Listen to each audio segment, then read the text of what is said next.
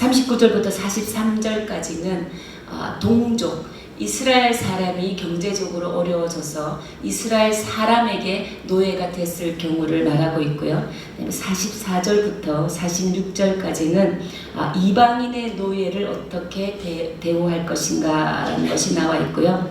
47절부터 54절까지는 이스라엘 사람이 경제적으로 어려워져서 그 땅의 거류민이나 이방인에게 노예로 팔려갔을 경우에 어떻게 해야 하나라는 것이 나와 있습니다. 우리가 먼저 39절부터 43절에 해당하는 내용, 이스라엘 사람이 경제적으로 어려워져서 동족의 노예가 되었을 때 어떻게 대우해야 하는가라는 것에 대해서 여러분 함께 보도록 하겠습니다. 39절 여러분 눈으로 보시겠습니다. 너와 함께 있는 내 형제가 가난하게 되어 내게 몸이 팔리거든 너는 그를 종으로 부리지 말고 품꾼이나 동거인과 같이 함께 있게 하여 희년까지 너를 섬기게 하라 라는 것입니다. 살다 보면 어려움을 당할 때가 있지요.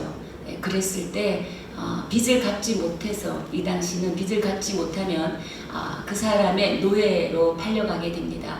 그래서 빚이 남은 만큼 노예로 사는 것이지요. 그런데 이스라엘 사람에게 노예로 팔려갔을 경우에 하나님께서는 첫 번째 그를 종으로 부리지 말라라고 말하고 있어요. 그러면 어떻게 대해야 하나? 40절에 보면 품꾼이나 동거인과 같이 대하라라는 것이지요.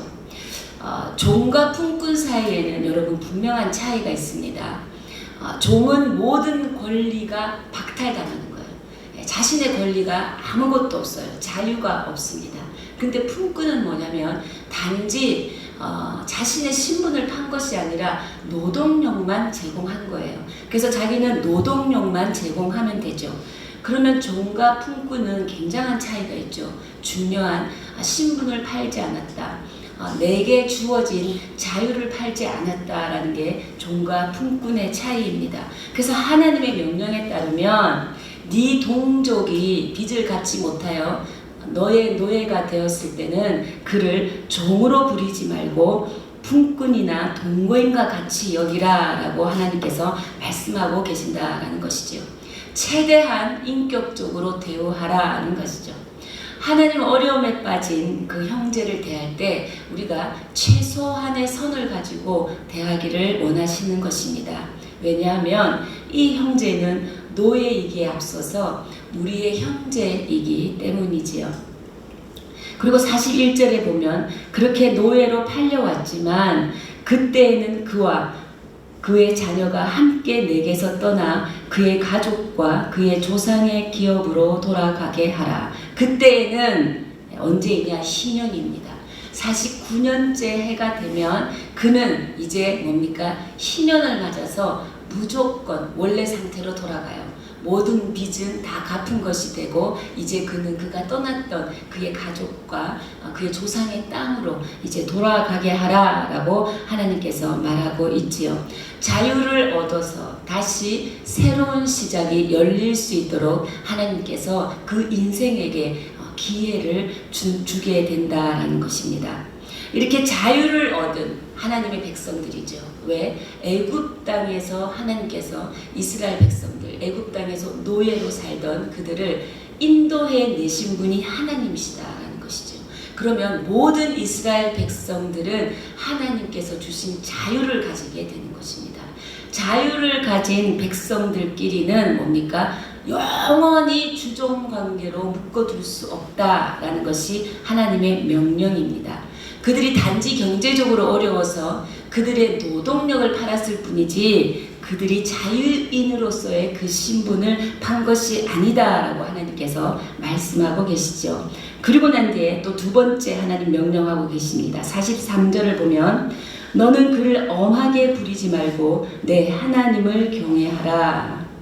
그를 엄하게 부리지 말라. 이 엄하게라는 이 히브리어 원어를 보면요. 맷돌 등을 이렇게 가는 행위로 나와 있어요. 예, 사람의 몸과 영혼을 이렇게 갈아버리는 혹독한 노동을 엄하게라는 그 의미 안에 들어있는 것입니다. 맷돌 갈듯이 사람의 몸과 영혼을 이렇게 갈아버리는 거죠. 그 혹독한 노동행위, 엄하게 부리지 마라라는 것입니다. 엄하게 부리지 않는 것이 네 하나님을 경외하는 것이다. 하나님이 거룩하게 살아라고 할 때 그 거룩한 삶의 영역 안에는 나에게 주종 관계로 허락한 관계에 있는 사람이라 할지라도 그를 최대한 인격적으로 대하라. 그 영혼, 그의 몸을 갈아서 혹독하게 혹사하는 노동행위를 하지 말라. 하나님께서 오늘 이렇게 말씀하시죠. 그리고 여러분 또 42절을 보면 또 중요한 말씀을 하시죠. 팔지 말라 그러고 있어요. 팔지 말라. 왜요? 이스라엘 백성은 누구 것입니까? 이스라엘의 백성은 하나님의 것입니다. 하나님의 소유를 아무나 사고 팔 수 없다라는 것이죠. 그리고 하나님의 백성들을 동족끼리 사고 파는 일이 일어나면 어떻게 됩니까? 이게 동족을 팔므로써 어떤 사람은 계속 부자가 되는 거예요. 그래서 이 부의 소유가 한 사람에게 집중되어지게 되죠. 그런 것들도 하나님께서는 미리 예방하고 있다라는 것입니다. 하나님께서는 나에게 종으로 팔려온 나의 동족 노예에게 그를 종으로 부리지 마라. 품꾼으로 대하라. 그리고 그를 팔지 말라. 그리고 그를 엄하게 부리지 말라라고 하면서 고용인과 고용주와의 관계에서 너희가 나를 경외하듯 그들도 최대한 인격적으로 배려해라 하는 내용이 오늘 43절까지의 내용이지요. 이게 여러분 이렇게 쉽게 말하면 오늘날 적용한다면 회사의 고용주와 회사에 소속되는 고용인의 관계를 말하고 있습니다. 우리가 소위 쉽게 말하면 갑과 을의 관계를 말하는 거죠. 갑과 을의 관계에서 갑은 을을 함부로 대하지 말라. 이것을 오늘 하나님께서는 말씀하고 있습니다. 우리가 이제 회사를 다니고 직장을 다니다 보면 크고 작은 조직에 속하게 되죠. 그리고 특별히 갑과 을의 관계는 뭐냐면 갑은 내가 너의 노동력을 나의 돈을 주고 샀고 나는 너에게 월급을 지불하고 있으니 너는 무조건 내가 시키는 것은 다 해야 돼. 그것이 불법이라 할지라도 그리고 너의 인격적인 어떤 비하를 줄지라도 이것은 너가 분명히 해야 돼 라고 할 때 갑과 을의 관계에서 인격적인 배려가 있기는 쉽지 않습니다. 근데 하나님께서는 오늘 어떤 이유를 막론하고 하나님이 용납한 이 선을 너희가 넘어서는 안 된다라고 말씀하고 계시지요. 예수님을 믿는 크리스찬 고용주들이 먼저 뭡니까? 오늘 하나님의 이 말씀을 듣고 지키고 행하는 그런 아침이 되기를 주님의 이름으로 축복합니다. 근데 반대로 여러분 혹사시키는 갑만 있는 게 아니에요. 게으름 피우는 을도 있다라는 것입니다. 해야 할 일 안 하는 거. 제가 가끔씩 우리 성도님들 이제 조그만 사업장이라도 하시는 분들의 또 아픔을 들어보면요, 믿는 직원을 뽑는다고 그래요. 신앙이 있는 직원을. 근데 신앙이 있는 직원을 뽑았을 때 정말 이 배신감이 더 크다고 합니다. 왜냐하면 교회에 일이 있다고 일찍 나가고 오늘도 교회에 무슨 일이 있어서 제가 오늘 이 나머지 마무리 부분을 못합니다. 그러고 이러면 이 크리스천 고용주의 입장에서 참 뭐라고 할 말이 없다라는 거죠. 그러니까 이 갑과 을의 관계는 사실 어떤 게 가장 인상적인 관계냐, 서로에 대해서 책임감을 잘 감당해야 해요. 그랬을 때 이게 참 건강한 갑을 관계가 되죠. 우리가 신문 기사에서 많이 보지 않습니까? 대리 점주를 향한 그 회사 영업 직원들의 그런 폭행들, 폭언들, 그리고 또 땅콩 회항이라는 여러분 아시지요? 땅콩 회항의 정말 갑질이라고 이렇게 표현을 하는데 그런 것들, 그리고 또 고용인을 향한 인격적인 비하, 이런 부분들이 특별히 이 땅에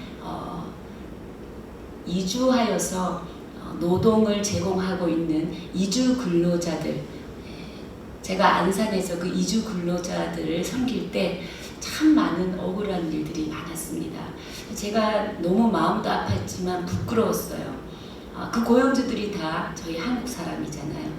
네, 그 형제들의 그 정말 그 노동을 할 때 정말 손가락이 잘려나가고 폭행을 당하여서 치료를 받고 이런 과정 속에서 제가 그들을 바라볼 때 정말 부끄럽고 마음이 아팠고 또 고용주를 찾아가서 여러 가지 그런 이제 지적과 고발과 이런 법적인 조치도 도와준 적이 있는데요.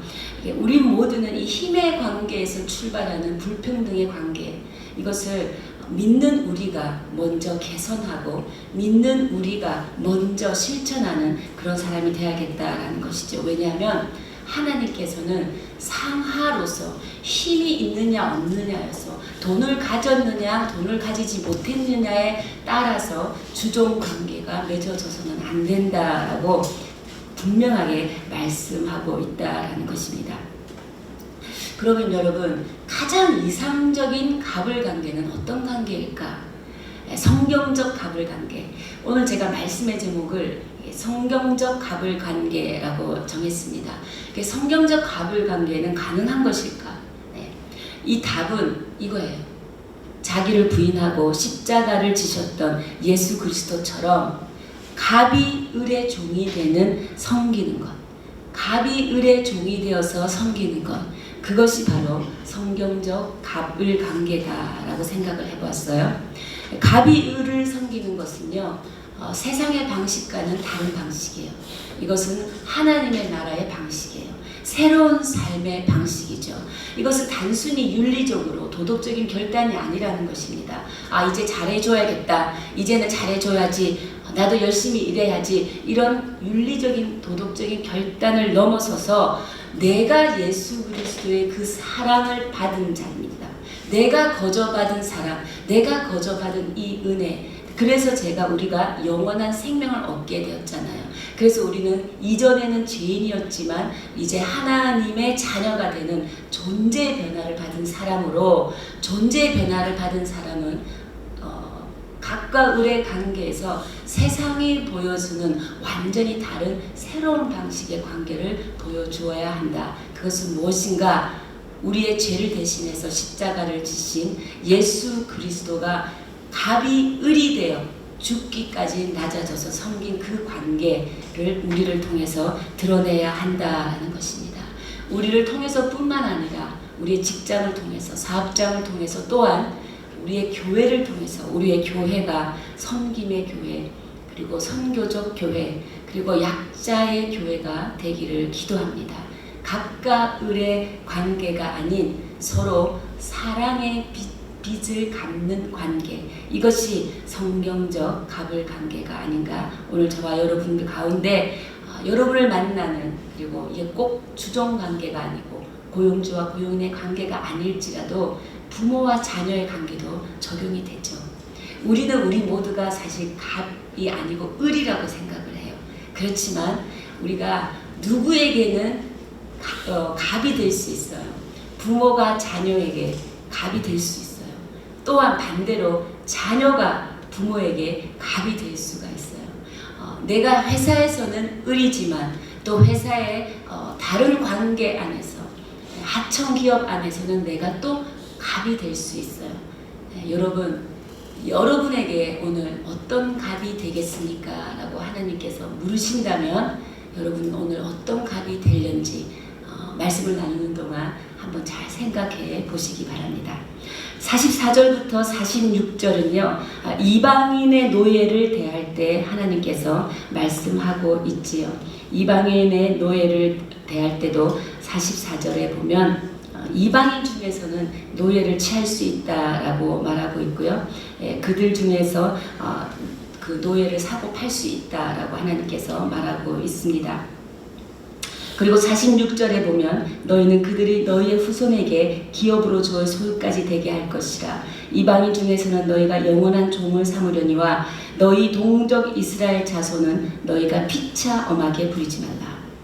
너희 동족 이스라엘 자손에게 피차 엄하게 부리지 마라. 이방인의 노예도 마찬가지입니다. 그런데 이제 47절부터는 어떤 내용을 말하면요, 이스라엘 사람이 이스라엘 땅에 사는 이방인에게 팔렸을 때를 또 말하고 있어요. 지금까지는 이스라엘 사람이 이스라엘 사람에게 팔렸을 경우 어떻게 대우하라라는 것이었고, 이제는 이스라엘 사람이 이스라엘 땅에 있는 이방인에게 팔렸을 경우에 자유하는 방법은 무엇인가라는 것이지요. 그것을 여러분 우리가 한 목소리로 48절, 49절 한 목소리를 읽겠습니다. 시작. 그가 팔린 후에 그에게는 속량받을 권리가 있나니 그의 형제 중 하나가 그를 속량하거나 또는 그의 삼촌이나 그의 삼촌의 아들이 그를 속량하거나 그의 가족 중 그의 살부치 중에서 그를 속량할 것이요 그가 부유하게 되면 스스로 속량하게 돼. 네. 친척들이 값을 지불하고 그 이스라엘의 노예로 팔려간 그 사람을 사와야 된다라는 거예요. 그 값제를 그러니까 그 몸값을 대신 지불하는 사람을 고엘이라고 불러요. 네. 여러분 우리가 룻기에서 보면 고엘 기업 무르는 자, 그래서 보아스가 고엘이 되어주지 않습니까? 그래서 보아스가 룻의 집안, 그 나오미 집안의 모든 그 빚을 갚아줌으로써 룻과 결혼하게 됩니다. 그 보아스 같은 사람을 고엘이라고 하죠. 이 사람은요, 친척 중에 부유하고 재산이 많이 가진 사람인데요. 이 사람이 자기의 친척이 노예로 되었다면 그 친척을 다시 사올 수 있는 방법이 있어요. 속량이라는 거죠. 남은 빚을 정리해 주는 거예요. 대신 갚아주고 그를 자유인으로 데리고 와서 자기 집안의 종으로 삼는 것입니다. 그런데 이 속량의 의무가 참 버거울 수 있어요. 왜? 친척이라는 이유로 여러분 사실은 그 사람이 빚을 지어서 노예가 되었는데 이 고엘이라는 이 의무를 감당하기에 그게 쉬운 일은 아니었죠. 우리가 룻기에서 봤어도 앞에 친족 중에 첫 번째 대상이 되는 사람은 그것을 포기했어요. 그래서 두 번째 대상이 되는 보아스에게 넘어오게 된 것이지요. 근데 그럼에도 불구하고 하나님께서는 이 어려운 사람의 처지를 바로 우리에게 맡겼다라는 것입니다. 이것이 다른 사람이 도와주겠지, 내가 아니라도 다른 사람이 하겠지, 교회가 하겠지, 이런 것이 아니다라는 것이죠. 하나님께서는 바로 우리에게 어려운 사람의 형편과 처지를 맡겼다라는 것이죠. 우리가 그리스도의 은혜로 속량받았다라는 것을 우리가 잊지 않아야 합니다. 우리가 거저 속량받았으니 우리도 이웃을 향하여 우리가 할 수 있는 한 정말 이웃을 향하여 사랑을 나누는 자가 되어야 되겠다라는 것이지요. 그런데 이 고엘, 돈을 대신 물어주는 사람이 없는 사람도 있다라는 것이지요. 그 어려운 처지에 있는데 고엘이 없는 사람들은 49절 후반부가 되면 그가 부유하게 되면 직접 자기 몸값을 지불하여서 자신의 자유를 살 수 있었다라고 말씀하고 있습니다. 그리고 50절부터 52절은 어떤 내용을 말씀하시냐면요. 이스라엘 품꾼을 속량하기 위해서 데리고 올 때 계산법이에요. 어떻게 몸값을 지불하고 와야 하느냐. 이 계산법의 기준을 보면 50절에 자기 몸이 팔린 해로부터 희년까지를 계산해야 돼요. 오늘 내가 팔려왔는데 희년까지 12년 남았다. 그러면 12년의 그 품삯을 계산하여서 고엘, 무르는 사람이 대신 지불해야 한다라는 것입니다. 네, 그래서 이제 그가 자유의 몸이 될 수 있지요. 51절에도 만일 남은 해가 많으면 그 연수대로 팔린 값에서 속량하는 값을 그 사람에게 도로 주고 만일 희년까지 남은 해가 적으면 그 사람과 계산하여 그 연수대로 속량하는 그 값을 그에게 도로 줄지며, 네, 희년까지 남은 연수에 대한 대가를 지불하고 그 친족을 데려오는 것이지요. 그래서 53절에 보면 주인은 그를 매년의 삭군과 같이 여기고 내 목전에서 엄하게 부리지 말지니라. 네, 그 친족의 종이 되는 것입니다. 주인과 종의 관계이지만 또다시 말씀하고 계시죠. 엄하게 부리지 말라. 그리고 뭐라고 합니까? 삭군같이 대해라. 종으로 데리고 왔기 때문에 그 종이 가지는 그 자유의, 그 자유까지 너희가 박탈할 수 없다라고 하나님께서 말씀하고 계십니다. 그리고 54절에 보면 그가 이같이 속량되지 못하면 희년에 이르러는 그와 그의 자녀가 자유하리니, 자기가 직접 돈을 벌어 부유하게 돼서 자기 자유를 살 수도 없고, 또 기업 묻는 자가 친족 중에 있어서 자기를 대신 사줄 친족도 없고, 또 그런 사람을 위해서요, 정말 어려운 처지에 놓인 형제들을 위해서 하나님께서는 이 54절에 희년노예법을 만들어 놓으셨어요. 그래서 우리 하나님께서는 뭐냐면 그 누구도 어떠한 영원한 주종관계에 들어가서 살 수 없다라는 거예요. 잠시는 주종관계에 있을 수 있지만 영원히 노예관계로 살게 내버려 두지 않는다. 이 희년이라는 것입니다. 그것이 희년제도예요. 그 누구도 영원히 종노릇 할 수 없게 만드는 것이 희년이지요. 제가 저번 시간에도 말씀드렸지만 이 희년이 뭡니까? 바로 예수 그리스도가 이 땅에 오신 사건이 영적인 희년입니다. 예수 그리스도가 이 땅에 오심으로 성령을 받은 자, 복음이 임한 자는 뭡니까? 종의 노예가 아니라는 거예요. 죄의 노예가 아니라는 거예요. 죄에 끌려 사는 사람이 아니라는 거죠. 왜? 그는 죄사함을 받고 자유인으로, 진리가 주는 자유함으로 살아가는 사람이 되었다라는 것을 하나님께서 우리에게 주신 그 기쁨이라는 것이죠. 영원한 자유를 주신 것입니다. 그리고 55절을 보면 여러분, 이스라엘의 자손은 나의 종들이 됨이라. 그들은 내가 애굽 땅에서 인도하여 낸 내 종이요 나는 너희의 하나님 여호와이니라. 주종관계, 이거 희년이 되면 모든 것이 회복되어지고 자유가 주어지지요. 이것이 우리에게 주어진 너무나 큰 은혜인데요. 이 은혜는 누가 주셨느냐? 하나님이 주셨다는 거예요. 이 하나님은 어떤 하나님이냐? 나를 애굽의 노예로 내가 있을 때 직접 나를 건져주신, 자유인으로 인도해 주신 그 하나님. 그리고 그 하나님은 너희의 하나님 여호와라. 그 하나님은 너희의 주인 되신다. 그렇기 때문에 너희의 주인은 오직 하나님 한 분이시다.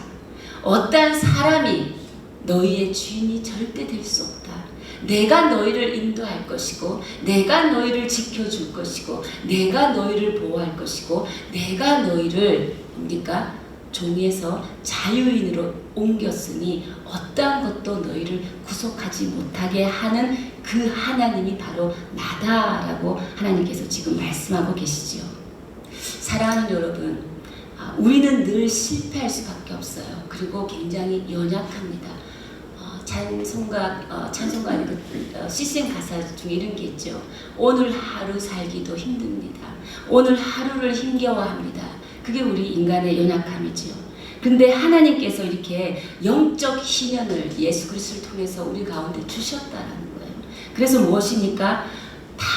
정말 이 세상을 살아갈 때 다양한 이유로 빈번히 꺾인다 할지라도 하나님께서 이렇게 반드시 성취하신다라는 것을 오늘 보여주고 계신다는 거예요. 모든 인생 가운데 새로운 시작, 그 아침이 열리는 시작의 시간입니다.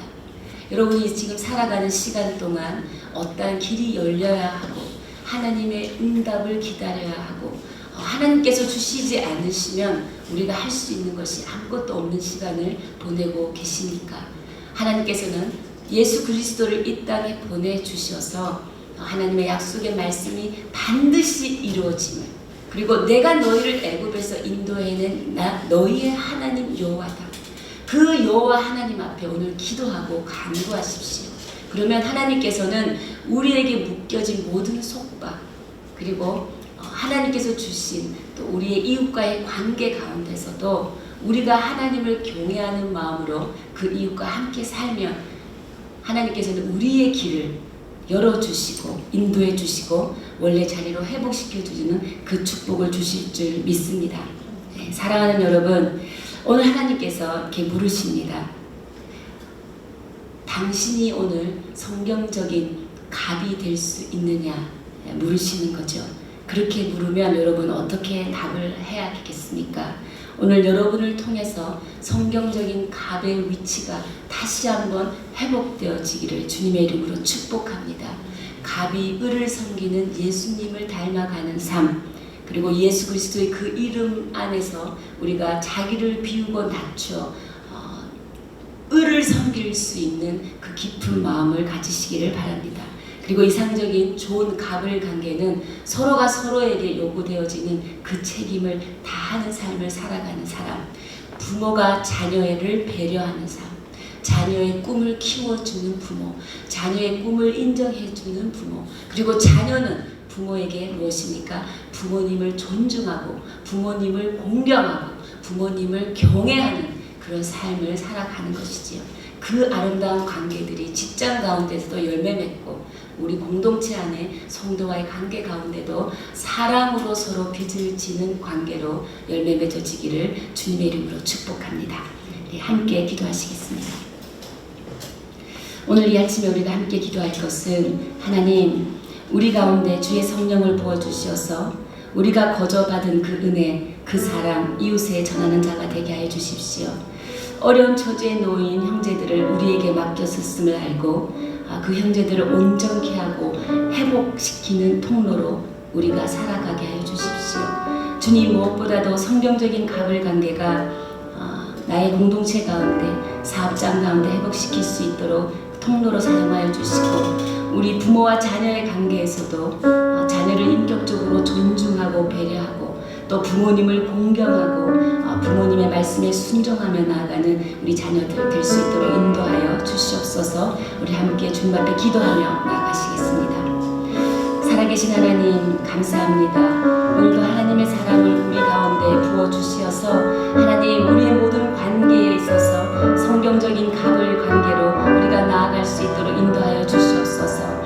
예수 그리스도께서 이 땅에 오셔서 진정한 낮아짐과 하나님 정말 죽으심으로 하나님 그 섬김을 보여주셨습니다. 갑이 을을 섬기는 아름다운 배려가 오늘 우리의 직장 가운데서 나를 통하여 흘러가게 하여 주시고, 또한 자신의 자리에서 책임을 다하며 하나님 또 주님 주신 그 은혜, 하나님 우리가 거저받았습니다. 어려운 처지, 가난한 상황에 놓인 형제들이 다시 그들의 삶이 온전케 되고 회복되는데 우리의 삶이 쓰임받기를 원하오니 우리를 사용하여 주시옵소서.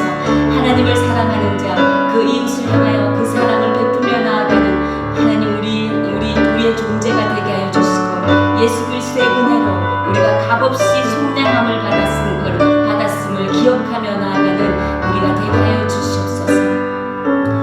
사랑이 많으신 하나님, 감사합니다.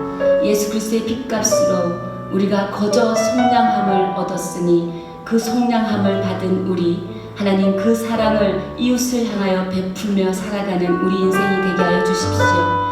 날마다 주의 성령이 우리 가운데 기름 부어 주셔서 나만을 생각하고 극단적인 이기심 가운데 탐심으로 살아가지 않게 하여 주시고, 오늘 나에게 어려운 처지에 놓인 그 형제 자매를 보냈을 때 그 형제 자매가 온전케 살아가는데 회복되며 살아갈 수 있도록 우리를 사용하여 주시고, 무엇보다도 우리의 가정 가운데 부모와 자녀의 관계가 회복되어지고 또 직장 가운데서 가까울의 관계가 온전히 성경적인 관계로 회복될 수 있도록 우리를 사용하여 주시옵소서. 주님, 우리가 먼저 섬기고 먼저 배려하고 인격적으로 존중하며 나아가는 우리 자신이 되게 하여 주시고, 또한 자신의 자리에서 책임을 다하고 성실하게 살아가는 오늘 하루가 될 수 있도록 인도하여 주시옵소서. 그렇게 하시 주님을 찬양하며 예수님의 이름으로 기도드리오며, 지금 이 시간 우리 주 예수 그리스도의 크신 은혜와 하나님 아버지의 무한하신 사랑과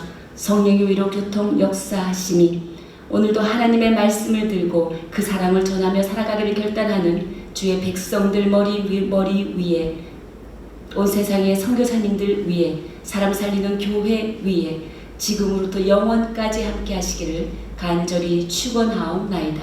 아멘.